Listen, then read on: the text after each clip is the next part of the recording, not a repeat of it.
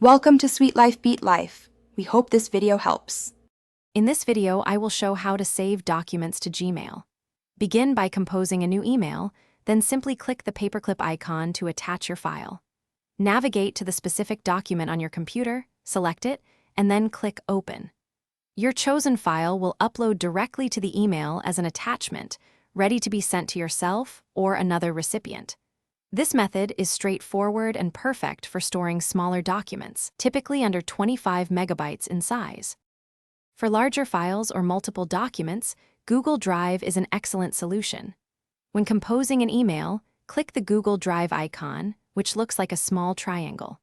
You can then select files directly from your drive, choosing whether to send them as a drive link or an attachment. This bypasses the typical attachment limit, allowing you to store and share much larger files, easily exceeding 25 megabytes.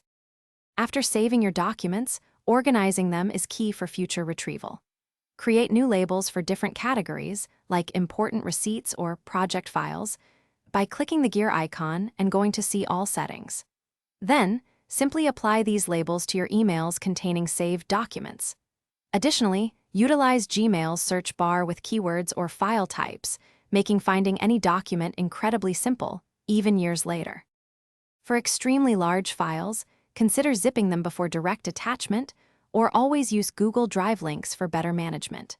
Remember to always maintain strong security for your Gmail account, using a robust password and two-factor authentication.